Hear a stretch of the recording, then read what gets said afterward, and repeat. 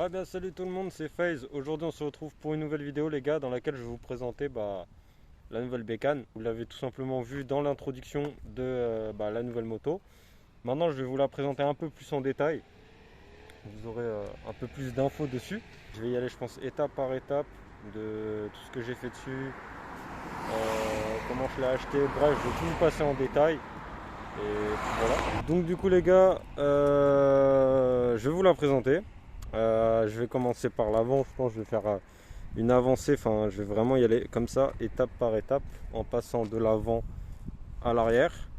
Donc à savoir, à l'avant, qu'est-ce qui a été modifié dessus? Je vais commencer par le bas et finir par le haut, ça sera plus simple. Niveau des pneus, je suis sur du Road 5 à l'avant les gars, donc Michelin. Très bon pneu, pour l'instant j'ai pas eu d'autres pneus dessus. Ce que je sais c'est que ce sont des pneus corrects on va dire pour tout temps sur les motos. Après au niveau des clignotants, je sais, enfin c'est la marque Cosso qui les a fait. Je ne saurais pas vous dire quel modèle c'est, c'était l'ancien propriétaire qui les avait déjà mis. Ensuite ce qui a été aussi rajouté par l'ancien propriétaire, la bulle Air Max Sport. Après ce qui a pu aussi être rajouté, ça a été rajouté de ma part, le kit déco bleu à l'avant. Donc pour rappeler un peu la couleur de la chaîne tout simplement. Ce qui a été ensuite rajouté aussi par l'ancien propriétaire, hop, éclairage complet LED. Donc ça fait tout le truc sur la moto, le LED c'est incroyable. Bon voilà les gars. Qu'est-ce que j'ai pu rajouter ensuite encore dessus? Donc ouais, je vous parlais donc de ça. De base c'était le gros Z et le gros Kawasaki de 2015. Moi j'ai mis le Kawasaki de 2016 et j'ai rajouté un liseré bleu. Ensuite les leviers. Les leviers c'est les leviers d'origine que j'ai juste pas en noir. Je voulais garder le feeling d'origine. C'est pour ça que j'ai mis les leviers en noir. Ensuite j'ai mis des rétros en bout de guidon. Acheté sur Amazon à 30 balles. J'ai juste changé la visserie. J'ai pris une visserie plus grosse, c'est pour ça que la vis ne rentre pas dans le truc, mais au final je trouve que ça fait côté un peu plus massif, un peu plus stock, t'as vu. Ensuite j'ai récupéré mon support quadlock, ça change pas les gars, quadlock. Ce côté là, hop, enfin des deux côtés de toute façon. J'ai rajouté une partie en bleu aussi. Et j'ai mis mon Instagram, donc ça dans la vidéo présentation il n'y était pas encore, je l'ai reçu il n'y a pas longtemps, donc j'ai mis mon Insta. Acheté sur KNZ Concept et donc j'ai remis le covering bleu. Ça le covering les gars, pour toutes les parties je l'ai acheté sur Amazon. Franchement il fait très bien le travail.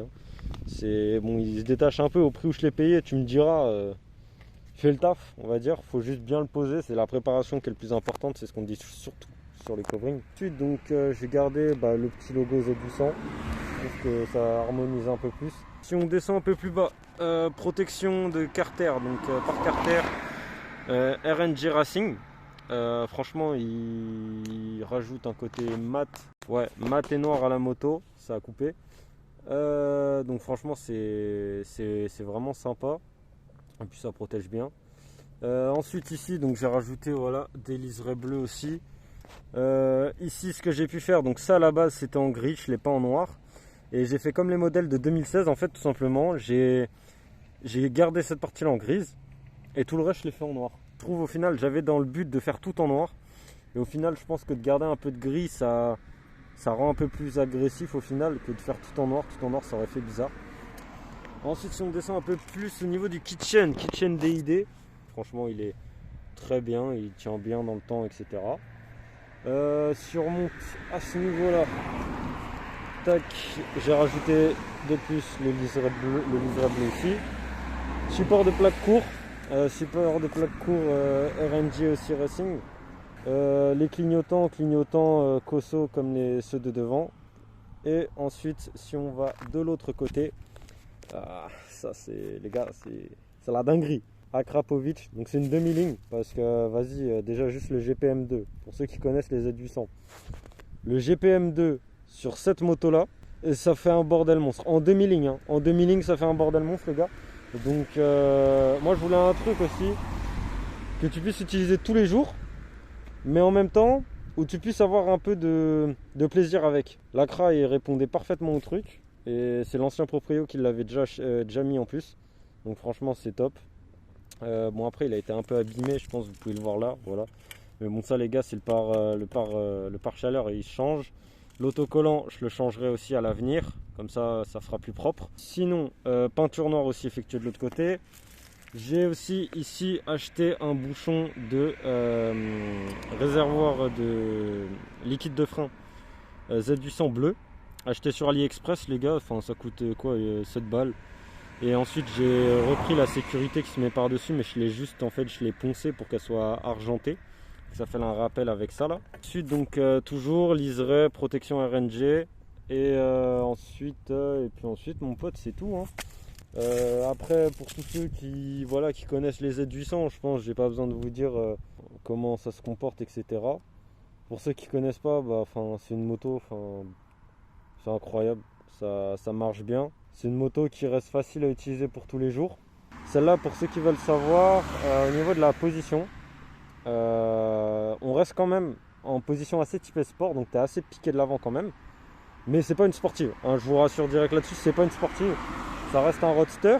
Celle-là aussi, elle a l'ABS. C'est un Z800E du coup de 2015 avec ABS. Franchement les gars, je vois pas quoi d'autre vous dire de plus dessus. Hein. Ah si, le pneu arrière, j'allais oublier. Le pneu arrière, c'est un Road 4. Ouais, j'ai un Road 5 à l'avant, un Road 4 à l'arrière. Je pense qu'après, on m'a beaucoup conseillé de passer sur du S22. Donc je pense que je passerai sur du S22 après. Chose que j'ai failli oublier. Voilà, chacal. Le plus important frérot, hein. Je voulais un truc insolent les gars sur la moto. Et je trouve que ça répondait parfaitement, t'as vu. Et il n'y a rien qui va au niveau des autocollants. Genre le premier ne va pas avec celui qui est en dessous. Et je trouve que ça comble un peu tout le côté noir qu'il y a sous la moto. Et ça rend très très bien au final. Voilà, hein. Pas grand chose à dire de plus. Une moto qui marche, une moto qui a de la gueule. Une moto qui n'est pas comme une MT-07. Vas-y, j'ai fait le sagouin mon pote quand j'ai mis le lustreur là. Bref, voilà. Franchement, c'est une moto qui tue. C'est une moto qui demande quand même un minima d'expérience. Une MT par exemple te pardonne plus facilement. Parce que celle-là, faut savoir les gars que c'est une moto qui reste quand même très lourde. De base, c'est une moto, elle fait 239 kg avec le plein. Enfin 238 parce que en fait Kawasaki annonce 17 litres d'autonomie au niveau du réservoir. Le max que j'ai mis avec au niveau de l'essence, c'est 16 litres. Mais 16 litres, genre j'étais à ras-bord mon pote, j'étais vraiment, tu vois, ça limite ça coulait dessus, tu vois. 16 litres, c'est le grand max que j'ai mis. Quoi, du coup, on va dire ça fait 238 kg full origine avec le plein. Là, à savoir qu'avec ce qui a été enlevé, le pot d'origine, déjà, il pèse 15 kg, mon pote. Donc, t'enlèves tout ça, tu te retrouves déjà facilement à... Ouais, bah là, elle doit faire 220, même 215 kg. Ce qui reste pas dégueu. Mais bon, c'est quand même une moto, c'est pas aussi léger qu'un MT7. Faut savoir quand même maîtriser. Après, je te dirais, quand c'est bridé, ça va. Mais faut quand même faire gaffe. Mais sinon voilà les gars, ça reste une très très bonne moto.